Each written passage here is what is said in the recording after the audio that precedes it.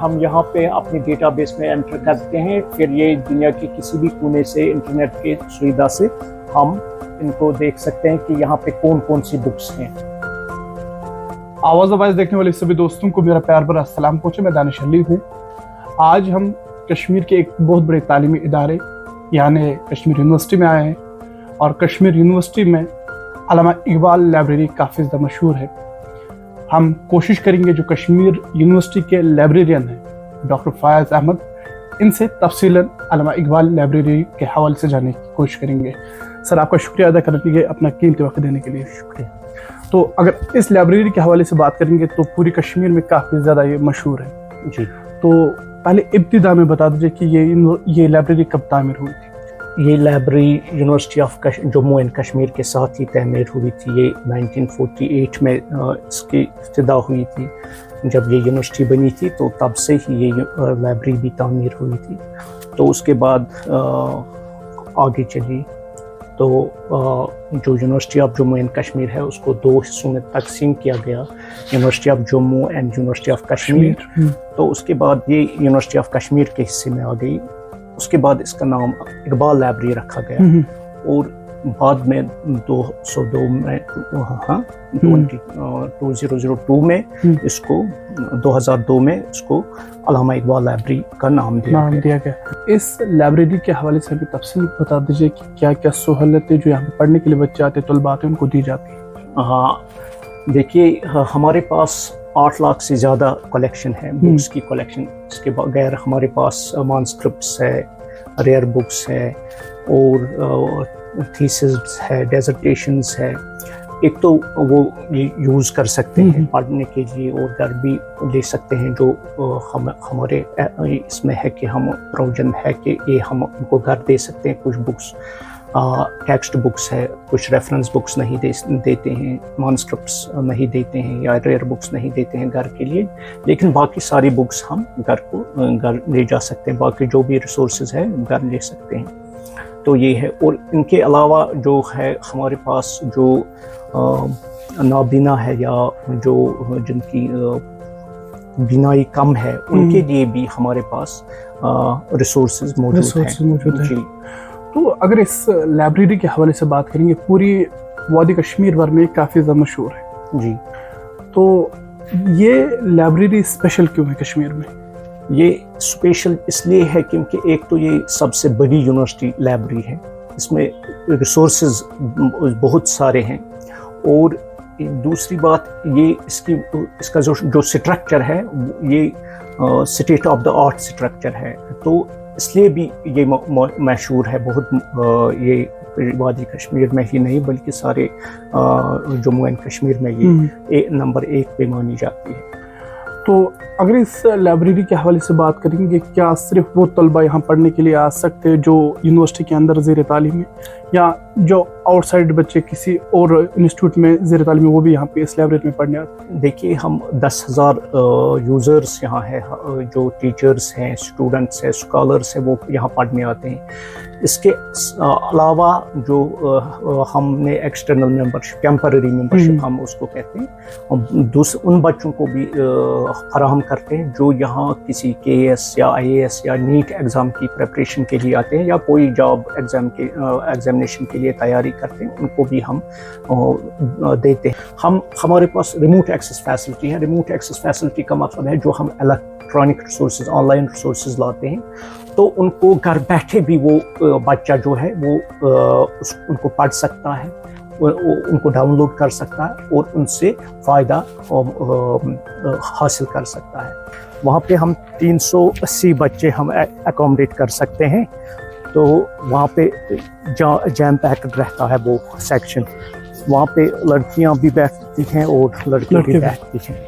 लड़कियों के लिए 8 बजे निकलना पड़ता है क्योंकि वो हॉस्टल टाइमिंग के हिसाब से वो निकल जाते हैं। फिर बच्चे वहाँ पे हमने फैसिलिटी रखी है उनको। 24/7 लाइब्रेरी रीडिंग हॉल हमारा है जो 24 घंटे खुला रहता है और मिनिमम होल्डेज हम रखे हैं हमने इसको बंद करने के लिए। For example Independence Day, Republic Day, Gandhi Jayanti, Eid, Holi उस दिन हॉलीडे रहती है, उस दिन रहती है हॉलीडे, बस 10-12 दिन है जहाँ जब हॉलीडे रहती है। बाकी ये खुला रहता है साल भर 24/7, 24 घंटे। खास सेक्शन ये लाइब्रेरी का है और हर साल कई बच्चे यहाँ पे जो पढ़ते हैं वो अपने मुस्तकबिल का फैसला करते हैं। यहाँ पे क्या स्पेशल है? यहाँ ये 24/7 लाइब्रेरी रीडिंग हॉल के नाम से मशहूर है, वादी भर में मशहूर है ये, और हमारी यूनियन टेरिटरी में भी ये बहुत ही माना जाने वाली सर्विस जो अल्लामा इकबाल लाइब्रेरी देती है, ये वो एक सर्विस है, फैसिलिटी है।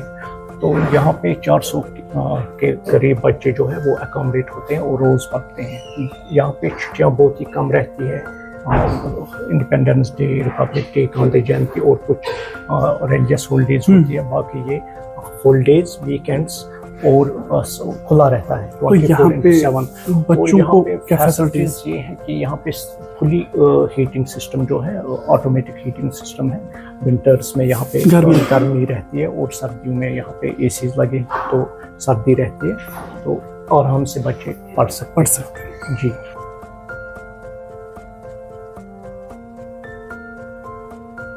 तो ऐसा लग रहा है सर कि अगर हम इस सेक्शन की बात करेंगे, ये यूनिवर्सिटी में ज़्यादा स्पेशल लग रहा है, तो क्या कुछ यहाँ पे होता है सर? यहाँ पे ये रिसर्च स्कॉलर्स के लिए ये सेक्शन है और टीचर्स के लिए। यहाँ पे ई रिसोर्सेज जितने भी हैं ये यूज़ करते हैं, और जो हम जर्नल्स खरीदते हैं यहाँ प्रिंट फॉर्म में वो भी यूज़ यहाँ करते हैं, फिर वो बैक फाइल्स में चले जाते हैं। तो ये रिसर्च पर्पज़ के लिए ये सेक्शन बना है हमारे रिसर्च स्कॉलर्स के लिए। डिफरेंट सेक्शंस, ये उर्दू कलेक्शन है, लैंडिंग, रेफरेंस और टेक्स्ट, ये कैरियर कॉर्नर।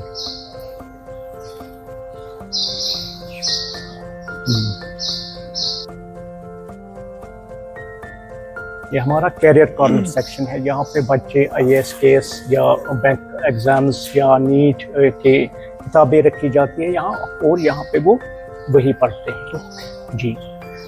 जो भी एग्ज़ाम होते हैं बच्चों के लिए, उनका यहाँ पे ही कलेक्शन रहता है, कॉम्पिटिटिव एग्ज़ाम, और वो यहाँ पढ़ते हैं। ये इसको हम कैरियर कॉर्नर सेक्शन कहते हैं जी। हमारे इंटरनेशनल स्टूडेंट्स सेल है, हमारे इंटरनेशनल स्टूडेंट्स के लिए ये फैसिलिटी है, और उनके लिए डिफरेंट मुल्क्स के बुक्स भी है यहाँ पे, और यहाँ पे उनके लिए अलग से इंफ्रास्ट्रक्चर भी होता है पढ़ने के लिए। यहाँ पे ये फैसिलिटी है। हमारे कुछ इंटरनेशनल स्टूडेंट्स भी आते हैं यहाँ पढ़ने के लिए, तो उनके लिए ये फैसिलिटी हमने लाइब्रेरी में अलग से रखी है। यहाँ पर हमारी डिजिटलाइजेशन होती है, लाइब्रेरी ऑटोमेशन होती है, प्रोसेसिंग सेक्शन है ये हमारा। यहाँ पे हम कैटलॉग्स वगैरह बनाते हैं यहाँ पे, तो फिर ओपैक बन जाता है उनका, तो वेब ओपैक बन जाता है। उससे पता चलता है दुनिया के किसी भी कोने में हम वेब ओपैक को एक्सेस करके ये बता सकते हैं कि हमारी लाइब्रेरी में कौन कौन सी बुक्स हैं, और फिर हम यहाँ पे अपने डेटाबेस में एंटर करते हैं। फिर ये दुनिया के किसी भी कोने से इंटरनेट की सुविधा से हम इनको देख सकते हैं कि यहाँ पे कौन कौन सी बुक्स हैं। वेब ओपैक जिसको हम कहते हैं कैटलॉग से, वहाँ से हम देख सकते हैं। ये हमारा इलेक्ट्रॉनिक रिसोर्स सेंटर है। यहाँ पे हमारे रिसर्च स्कॉलर्स और बाकी टीचर्स हजरात आते हैं और यहाँ पे पढ़ने के लिए आते हैं। यहाँ पे हमारे जर्नल्स भी है जो रिसर्च पर्पज़ के लिए यूज़ होते हैं, और मैगजीन्स हैं जो रिसर्च पर्पज़ के लिए यूज़ होते हैं। बिसाइड्स हमारे पास अवार्ड विनिंग डॉक्यूमेंट्रीज़ भी होती है जो कभी कभार बच्चे लेते हैं और यूज़ करते हैं, और जिनको हम नीचे अपने थिएटर में कभी कभार दिखाते भी हैं। ये हमारी नई बुक्स है जो रिसेंटली आई हैं, तो हम यहाँ डिस्प्ले रखते हैं बच्चों के लिए, ताकि वो जान जाए कि हमारे इस सेक्शन में नई बुक्स क्या आएंगी। जो ही और आएंगी तो इनमें से आधे बुक्स शेल्फ पे जाएंगी। और जो ये सेक्शन है हमारा, ये हमने तकरीबन 300-350 बुक्स, ये नायाब कलेक्शन है जो 1700 सदी के बाद की है, 1 सेंचुरी की ओल्ड है। ये 100 सदी ओल्ड। तो ऐसा लगता है कि जितनी भी पुरानी कश्मीर की यादें वो सब यहीं पे बसी हुई हैं। हाँ, कश्मीर की ही नहीं, जो ये नायाब किताबें हैं जो वर्ल्ड के किसी भी ये जो बुक्स हैं, ये 100 सेंचुरी ओल्ड बुक्स है हमारे लाइब्रेरी में, और इनको हम नायाब कलेक्शन के नाम से पहचानते हैं यहाँ पे। तो ये हमने अलग रखी है ताकि ये हम प्रिजर्व कर सके फ्यूचर जनरेशन्स के लिए। ये बहुत ही नायाब कलेक्शन है जो दूसरी लाइब्रेरीज में आपको नहीं मिलेगी। तो डॉक्टर साहब अगर इस सेक्शन की बात करेंगे, इस सेक्शन से हर साल बच्चे जो है अपने मुस्तकबिल फैसला करते हैं, अलग अलग कम्पिटिटिव एग्जाम क्वालिफाई करते हैं, थोड़ा तफसील बता दीजिए।